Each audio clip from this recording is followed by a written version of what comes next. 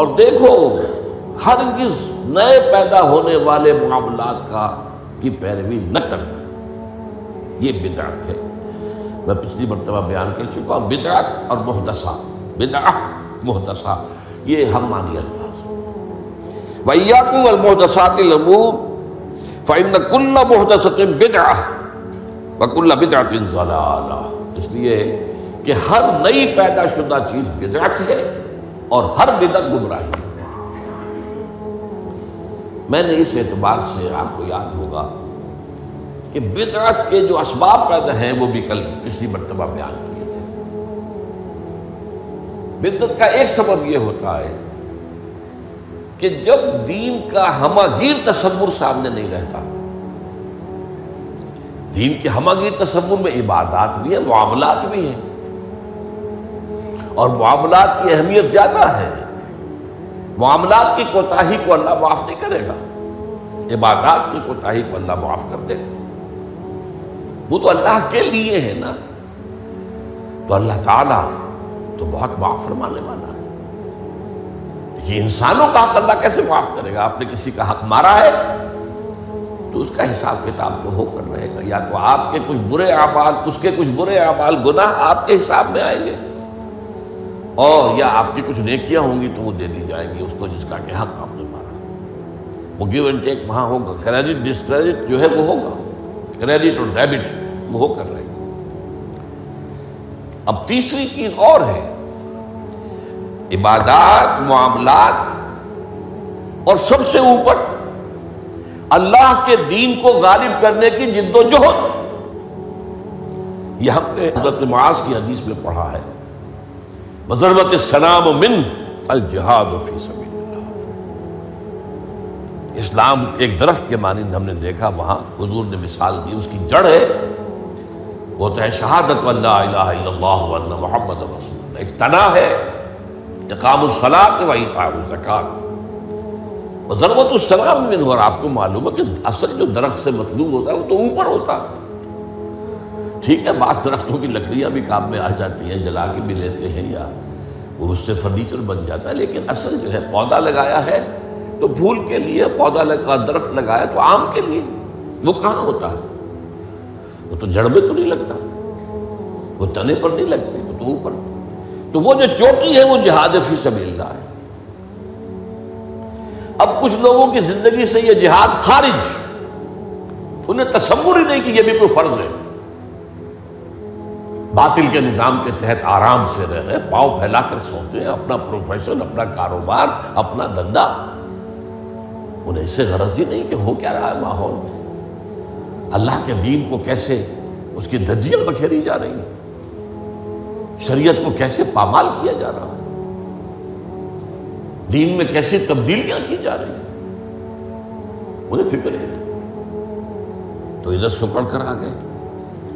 اور کچھ لوگ وہ ہیں جو معاملات کو بھی چھوڑ بیٹھے، کاروبار میں تو سود کیا کریں، لینا ہی ہے، دینا ہی ہے، بینک سے روپے لیے بغیر کاروبار کیسے بڑھائیں، کارخانہ تو لگانا ہی ہے، تو بینک سے تو قرض لینا ہی ہے، چھوٹے مکان میں کیسے رہوں، بڑی حویلی تو بنانی ہی ہے، بعض سے جو ہے بینک سے قرضہ لینا ہی ہے، یا اسی طریقے سے اور کا معاملات کے اندر جو ہے وعدہ خلافی ہو رہی ہے، جھوٹ ہے، وغیرہ وغیرہ، دھوکہ ہے۔ اب وہ دین سکڑا، ایک حصہ اقامت دین کی جد و جہد خارج از بحث، معاملات اس کے اندر بھی کمی، تو اب سارا جو گاڑھا پن ہے وہ عبادات میں آ گیا۔ میں نے مثال دی تھی آپ کو کہ ایک تشلا ہوتا ہے نا، اس میں پانی بھرا ہوا ہے، 1 انچ اونچا ہے، 2 انچ اونچا ہے، اسی کو آپ کسی جار میں ڈال دیجئے وہ 1 فٹ اونچا ہو جائے گا۔ تو جب آپ نے یہ بیس اس کا تنگ کر دیا، نہ اقامت دین کی جد و جہد رہی اور نہ معاملات کی پیروی رہی، تو سارا زور اب عبادات، ہر سال عمرہ فرما رہے ہیں، کمائی حرام کی ہے۔ کچھ لوگ ہیں بڑے فخر سے کہتے ہیں ہر سال حج کو جاتا ہوں، اور میرا مصلی مقرر ہے پہلی صف کے اندر، وہاں شرطوں کو رشوت دیتے ہیں اور وہ ان کے مصلی محفوظ رکھتے ہیں، سمجھتے بڑی نیکی کا کام کر رہے ہیں۔ حالانکہ دیکھیے، میں خاص طور پر آپ کو بتا دوں، حضور صلی اللہ علیہ وسلم نے جو عمرہ قضا تھا صلح حدیبیہ کے بعد ہوا، اس کے بعد کوئی عمرہ نہیں کیا۔ سن 8 ہجری میں مکہ فتح ہو گیا، اس کے بعد تو آپ بادشاہ تھے، اب کون روکنے والا تھا؟ کوئی عمرہ نہیں کیا۔ وہ ساری جد و جہد دین کو غالب کرنے کے لیے ہو رہی ہے،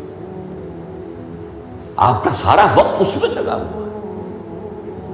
پھر حج نہیں کیا۔ سن 8 میں رمضان میں مکہ فتح ہو چکا ہے، آپ حج کر سکتے تھے۔ سن 9 میں بھی نہیں کیا۔ قافلہ جو ہے حجاج کا وہ بھیج دیا، مدینے سے روانہ کر دیا، حضرت ابو بکر کو امیر الحج پر خود دی گئی۔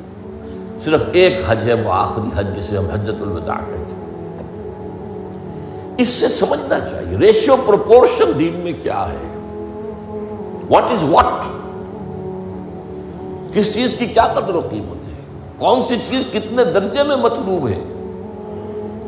یہ جب جو ہے، جیسا کہ میں نے کہا، یہ دین کا تصور سکڑے گا تو عبادات، اور یہ عبادات خلوص کے ساتھ ہو رہی ہوں گی، اور ان عبادات کے اندر تشدد بھی ہوگا اپنے اوپر، اور مبالغہ ہوگا، بڑھاتے چلے جائیں گے، اور یہاں تک کہ اس میں بدعات ایجاد ہو جائیں گی۔ اب خاص طور پر شب برات، پندرہویں شب، بہت جو ہے عبادت کر، باقی تو جو کچھ ہوتا ہے اس کو تو چھوڑ دیجیے، آتش بازی ہوتی ہے یا کچھ اور جو ہنگامہ ہوتا ہے، جو جشن، یہ تو کچھ سرے سے دین سے کوئی سروکار ہے ہی نہیں۔ لیکن خاص طور پر اس رات کو مقرر کر لیا، حالانکہ کوئی قوی احادیث موجود نہیں ہے۔ اسی طریقے سے معراج کی شب، وہ ساری چیزیں کیوں ہو رہی ہیں؟ اس لیے کہ عبادات کا جو معاملہ ہے پوری توجہ ان پر مرتکز ہوتی ہے۔ اچھا، دوسرا مسئلہ کیا ہوتا ہے؟ عبادات میں بھی ایک ہے ان کا ظاہر رسم، ایک ہے باطن روح۔ ایک نماز کا ظاہر ہے، فقہی طور پر آپ نے بالکل صحیح نماز پڑھ لی، صحیح وضو کیا، پھر اس کے بعد آپ نے تکبیر تحریمہ کہی، ہاتھ اٹھائے، باندھ لیے، ثنا پڑھی، فاتحہ پڑھی، کچھ اور قرآن کا حصہ پڑھا، پھر رکوع میں گئے، تسبیحات کی، پھر کھڑے ہو گئے، پھر سجدے میں گئے، پھر بیٹھے، پھر سجدے میں گئے، پھر اٹھ کھڑے ہوئے۔ یہ جو رسم نماز ہے، اس کی ظاہری شکل، رسم کہتے ہیں ظاہری شکل، رہ گئی رسم ازاں، روح بلالی نہ رہی، فلسفہ رہ گیا، تلقین غزالی نہ رہی۔ اب اگر اسی پر توجہ مرتکز ہو جائے گی تو روح دین کی طرف سے توجہ ہٹ جائے گی۔ اس ظاہر کے بارے میں تو بڑی نیند میخ ہوگی، چھوٹی چھوٹی باتوں کے اوپر اختلاف ہو جائے گا، من دیگرم تو دیگری، یہ کیا کیا تو نے؟ آمین زور سے کہہ دیا، یہ ہماری مسجد میں آیا کیسے تو؟ آئندہ جرات نہ کرنا، ٹانگیں توڑ دیں گے، یہ کیا رفع یدین کر رہے ہیں؟ چھوٹی چھوٹی چیزیں، بڑی چیزیں سب ہضم، لکڑ ہضم، پتھر ہضم، سود ہضم، جھوٹے کاروبار سے آنے والی آمدنی ہضم، یہ اختلافات ہضم نہیں ہوتے۔ اس میں پھر رسومات کا اضافہ ہوگا، رسومات پر رسومات، رسومات پر رسومات۔ اب اسی کی ایک مثال ہے، شادی بیاہ کے لیے رسمیں کتنی ہو گئی۔ ہم نے تحریک شروع کی، اللہ کا شکر ہے، کچھ چرچا ہے، بھائی نکاح مسجد میں کرو، لڑکی والوں کے ہاں کوئی دعوت طعام اس کا ثبوت نہیں ہے۔ دعوت طعام ایک ہے، اور وہ دعوت ولیمہ ہے لڑکے کی طرف سے، اس کا گھر آباد ہوا ہے، وہ اپنی خوشی منائے، سیلیبریٹ کرے اپنے دوستوں، یہ ثابت ہے، اس کی تاکید ہے۔ باب الولیمہ حدیث کی کتابوں کے اندر پورا باب ہے، باقی اور کوئی نہیں۔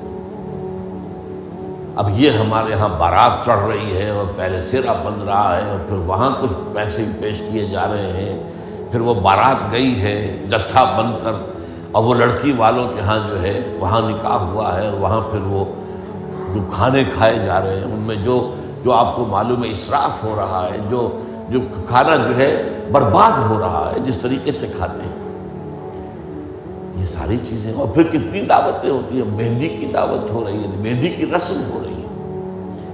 ابھی تو تاریخ لینے جا رہے ہیں لڑکی والوں کے ہاں، وہ دعوت ہو رہی ہے، جشن ہو رہا ہے. پر ہوتا کہاں ہے یہ؟ جن لوگوں کی حرام کی کمائی جو ہے، جن کے پاس انبار اس کے ہیں، وہ اپنی دولت کے اظہار کے لیے یہ سارے کام کرتے ہیں.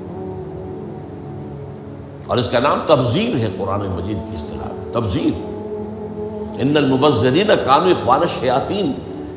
یہ جو پیسے لٹانے والے ہیں اپنے نام و نمود کے لیے، شہرت کے لیے، دکھاوے کے لیے، یہ شیطانوں کے بھائی ہیں.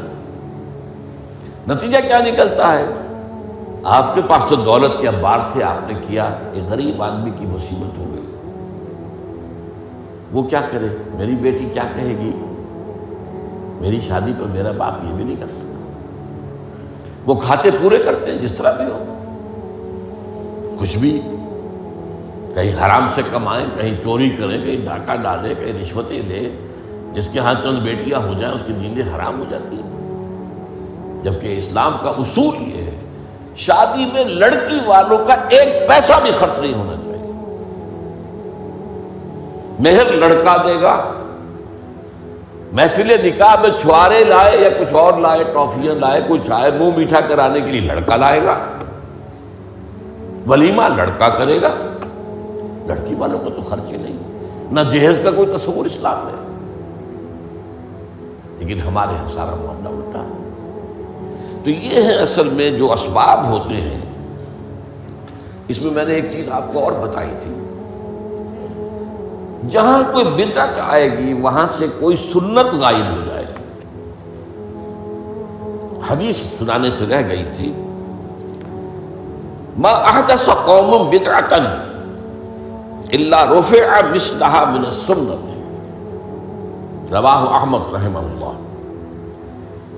کوئی قوم بھی کوئی بدعت ایجاد نہیں کرتی مگر یہ کہ اس کی جگہ سے سنت اٹھ جاتی.